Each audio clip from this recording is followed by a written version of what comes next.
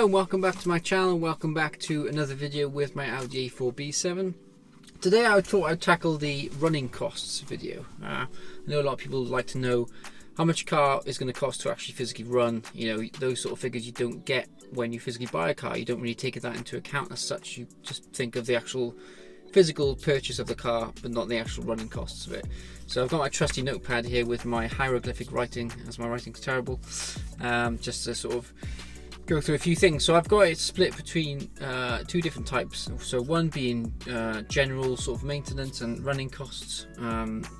So that can be anything from, you know, oil service and annual service, tyres, all that sort of stuff. And then I've got the preventative maintenance, which is obviously a slightly different sort of set of things. So let's kick it off. Let's go on with it. So annual service on this car. So I've had it for nearly 2 years now. So coming up to my second service soon. Annual service is roughly between 150 and 250 quid, which I think is pretty reasonable, depending obviously where you go garages wise. Obviously that's why I put the variation, because you know it's pretty basic stuff really, but you know. Tyres, roughly between 75 quid for some premium budgets.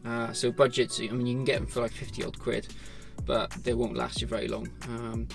So I've gone for premium budgets, which I set at like 75 quid onwards. And then if you want Michelin Pilot Sport 4s, you're probably talking about 120 odd quid a tyre, which is still pretty reasonable, because you, in theory, you can get, you know, a full set of tyres for less than 500 quid. You know, Michelin Pilot Sport 4Ss, so they're the best in the business. So yeah, really good.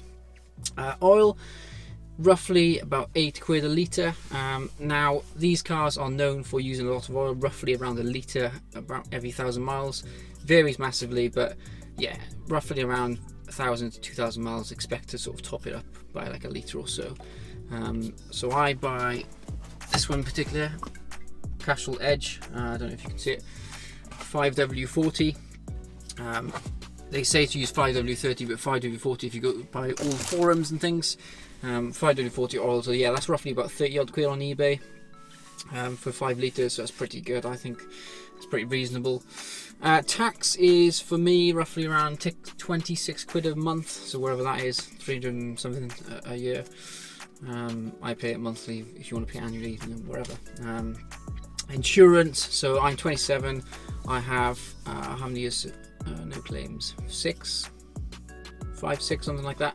And obviously it's a modified car, so I've got modified insurance via Adrian Flux. We're talking around 50 odd quid a month for that, which I think is, again, pretty, you know, decent. It's not too bad.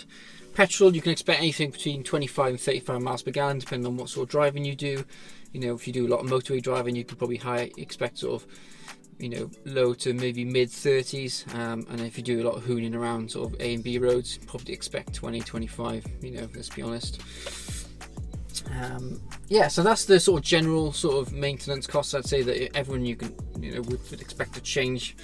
And then I've got the preventative maintenance. So I've got cam follower. So the cam follower is a thimble like object, well, I'll put on screen right now, which sits inside the high pressure fuel pump. Basically they tend to, there's a coating on, which is like a Teflon coating, which tends to wear through, and then you get problems with the fuel pump seizing up and all sorts of problems. So yeah, to change that with the annual service. So they say between 15 and 30,000 miles roughly. So yeah, you can expect to change that. They're about 50 quid.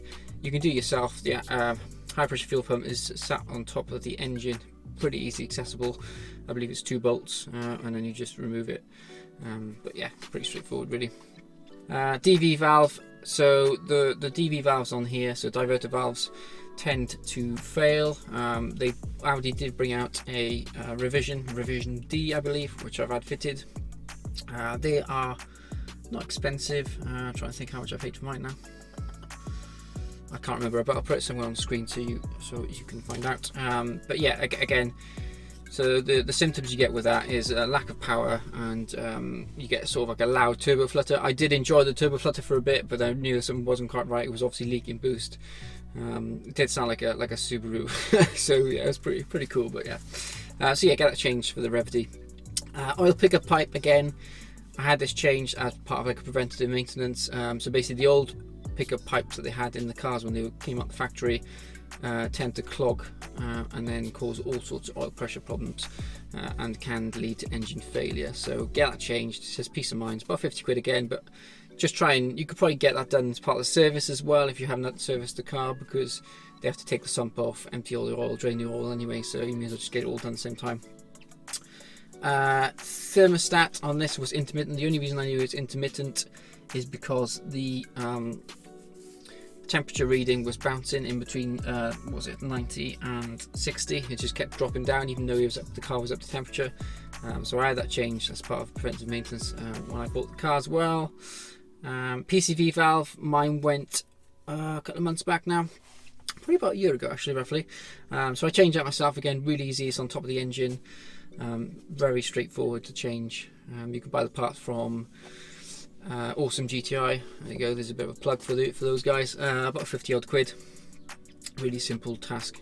Again, a couple of I believe they were torque. Yeah, a couple of torques on that one, and that was it pretty much. Very simple, and come with seals, and there's another pipe as well you've got to change. Cam belt on most cars every 5 years or 50,000 miles roughly. This one was changed about 2 years ago, 3 years ago, so it'll be due, you know, next year or so. That's roughly between 250 and 500 again, depending on what garage you go to and all that sort of stuff, and the parts and things. If you buy the part yourself, you can probably get it a bit cheaper than that. The biggest cost on these is the cam chain and tensioner, and the main reason is because it's at the back of the engine. So on a Golf GTI or Audi A4, the engine is positioned sort of sideways, so in line with the axle, front axle. In these cars it's positioned the opposite way, so it's perpendicular to the car basically, and yeah, you have to, it's basically an engine out job to change that. And I believe the symptoms for that is sort of engine rattle and things like that. And yeah, you're talking between 1,200 and 1,500 quid. So if you are going to buy one and there's a bit of rattling and it doesn't run right, or it's idling pretty rough, expect that cost or build that cost into actually buying the car. It'll save you a hell of a lot of headache further down the line when the engine seizes, and just and then last thing, which I mean I put it on here, I don't know why I put it on this bit, probably should have come part of the service sort of bit. I had to change a wheel bearing on the front. It was like squealing noise, and that cost me 50 quid plus labour. It's about 2 hours I think it was roughly to change that, which again I probably could have done it myself. It's just easier because I know some guys at the garage. So yeah, so that's pretty much it in terms of running costs. So yeah, so to give you a rough idea of how much you can expect to spend on an annual basis on these sort of cars.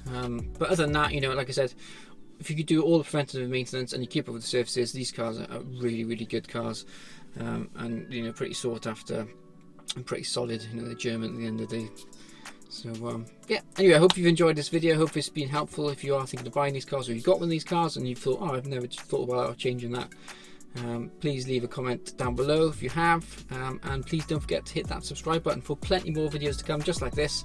And if there's any requests on certain video types or things you want me to cover, then feel free to drop me a message. As usual, thank you very much, and I'll see you soon for plenty more content to come. Bye.